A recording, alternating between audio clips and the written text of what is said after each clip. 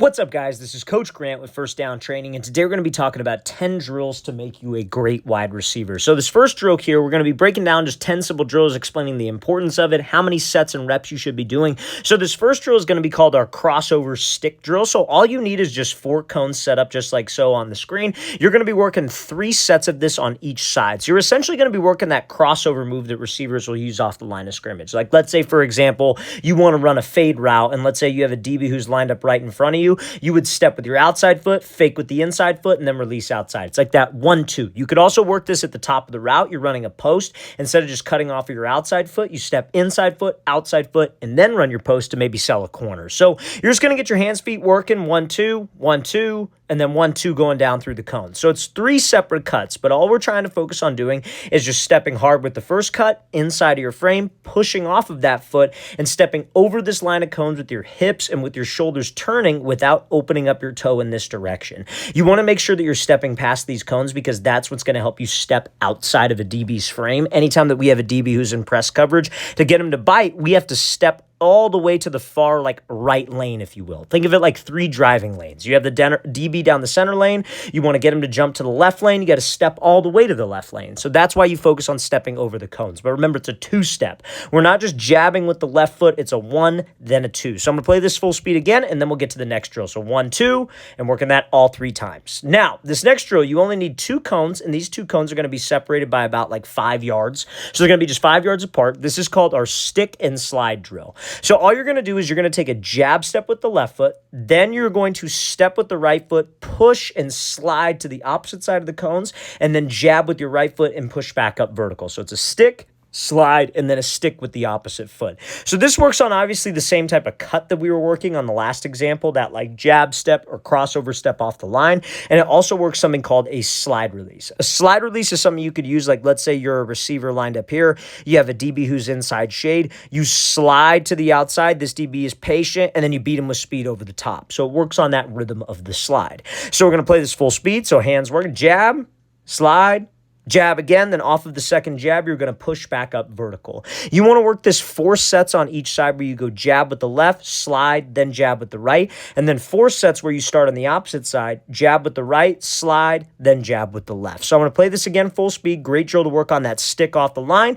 and that slide release rhythm that you need to execute that release.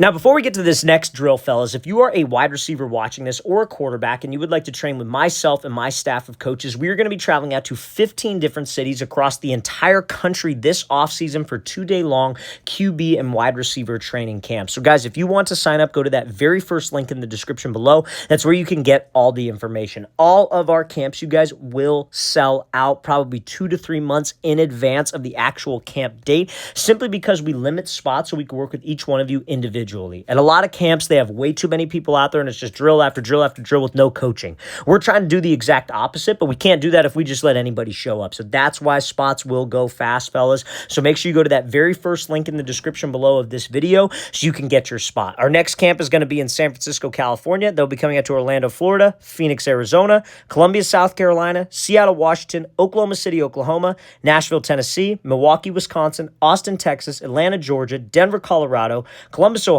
Boston, Massachusetts, Salt Lake City, Utah, and Los Angeles, California to end it off. So guys, very first link in that description below. We'd love to see you there.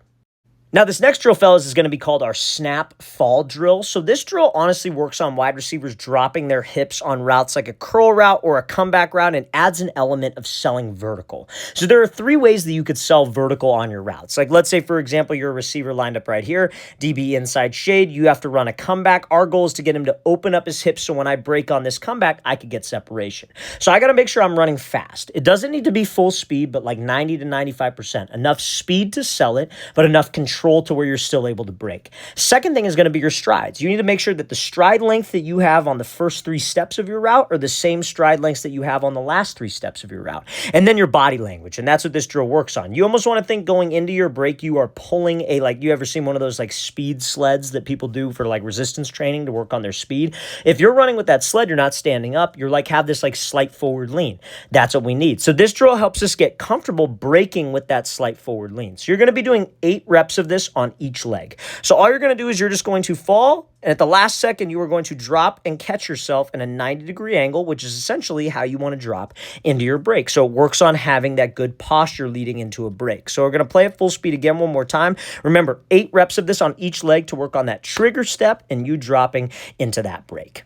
Now, next drill here, fellas, is going to be working on our stride length going into a break. And this is called our high knee drop drill. And you want to do 4 sets of this. So you're going to have 3 cones. Each cone is going to be separated by about 2 yards. So first cone's 2 yards away, second cone's 2 yards away, then third cone is 2 yards away as well. So all you're going to be doing is just high knees, and then right when you get even with this cone, you are going to drop your hips and you are going to be doing just a simple 2-step break. The reason why we do high knees is to get us comfortable breaking while we're in full stride. This is as close as we can get to running with long strides without actually have to running the route. This is a very easy drill you could do literally in your room to still work on having that great hip drop while selling vertical with the same stride lengths from the start of the route to the end of the route. So I'm going to play this full speed, then we'll break it down a little bit more. So high knees, when you get to the cone, drop.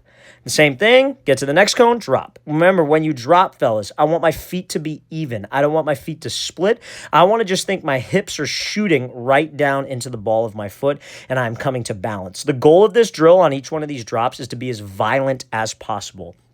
I think a lot of receivers, when they get into a break, it's a very slow drop of their hips, and that gives DBs more time to react to their break. Because as soon as they see your hips drop or they feel your hips drop, they're starting to try to recover on your break. You're giving them more time to react. From this high knee position, the only way we can decelerate is by being violent. Pretend somebody threw a punch at your head and you're just trying to duck out of the punch. So you drop here, and then pretend your feet are in a square and your feet stay nice and even. Now, this next drill, fellas, is going to be our every 3-step trigger step drill. So a trigger step is essentially what you would do on like a curl, for example, or a comeback route where you have to, it's the first step of your break. It's similar to that like snap fall drill that we just discussed 2 drills ago, where you lean forward and you fall. But this is going to be a drill where you're running full speed, or at least like that 90-95%. But on the 3rd step, you are going to decelerate and drop your hips and do that trigger step. So what I recommend doing is like, you're going to do 4 reps of this. So you're going to do 3 where you break on the right, you're going to break on the right foot, then you're going to break on the left foot, then on the right foot, then on the left foot again, and you're going to be doing 5 sets total of this drill. So every 3rd step, you're going to drop your hips as violently as possible, drop to a 90-degree spot, and try to decelerate on that leg. It's our every 3-step trigger step drill. So it's 1, 2, 3, 1, 2, 3, 1, 2, 3. And you're just working on decelerating on one leg like this. Because when you're running like a curl route, for example, let's say my curl route is 12 yards back to 10. That would generally be your breaking on like your 4th outside step. So you take a step with your left foot, take a step with your right, but we don't count that. 2nd step with the outside, 3rd step with the outside, 4th step with the outside is the trigger, so we're getting used to breaking on that outside foot, okay? So we're going to play this again full speed one more time. Remember, 5 sets of this. Every 3rd step, you are decelerating and throttling down. Now, this next drill, fellas, is going to be our PVC pipe crossover drill. So the reason why we do the PVC pipe is to help you sell your releases with your upper body, not just with your head and your shoulders. Because this is going to be, so like a crossover, it's very similar to that very first drill that we discussed, that 1-2 off the line of scrimmage, right? Now, whenever you do this, and you have a DB who's in press coverage, or even if he's off man coverage, any version of man coverage, a DB is going to be reading your hips. So this PVC pipe across your shoulders forces you to have to sell your releases with your hips. So you just need 3 cones set up in kind of like almost a triangle pattern like you see right here. And we're just going to be stepping with the right, stepping with the left, and pausing. Now you're going to be working, I would say 6 reps of this on each side. 6 reps where you go right, left, and then 6 reps where you go left, right.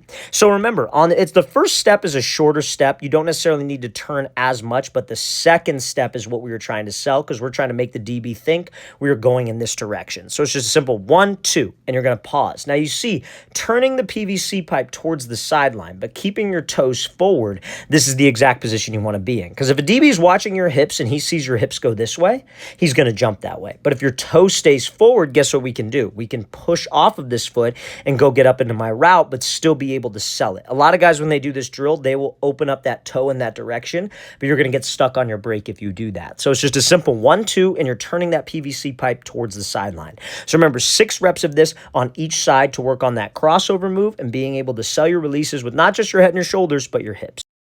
Now, this next drill, fellas, is going to be our hesitation jab drill. So you need 3 cones set up for this drill. And 3 of these cones, they should be like separated by, I would say, about 1.5 yards. Not super far, definitely not 2 yards. I think that's a little bit far, definitely not 3 yards or anything like that. But this is going to be working on kind of like a hesitation skip and also you pushing off of your cut, okay? Being able to have that explosive cut to get you in and out of your releases and in and out of breaks at the top of the route. So essentially what you're going to do is you're going to hop. I'm going to play it slow motion first because this is kind of a complex drill. When the first couple times you do it, you'll get the hang of it as you go on. But you're essentially going to hop off of this left foot to start out, throw a jab. Then as soon as that right foot jabs, you're going to push off of this foot and hop to the middle cone without your left foot hitting the ground. Then you're going to throw a jab off of the left foot, hop back without your right foot hitting the ground, and then throw a jab with the right foot. I know that seems complex, but you guys will get the hang of this. So you're going to jab, hop. Notice how the left foot doesn't touch. Jab again. Hop, notice how the right foot doesn't touch, jab again, hop back, jab again. So you're going to be doing a jab with the right, jab with the left, jab with the right, and jab with the left. So it's 4 jab steps, okay? And I want you guys to be doing 6 sets of this drill total. But I'm going to play at full speed from the very beginning. So we start in the middle, hop with the left, jab, hop back with the right, jab, etc. So you hop again, throw the jab, hop, jab, hop, jab. And it works on you guys pushing in and out of your cuts to be able to get that explosive push in and out of your breaks, but also to work on a little bit of body control and get used to that like skip step that you need if you're going to work a hesitation skip release.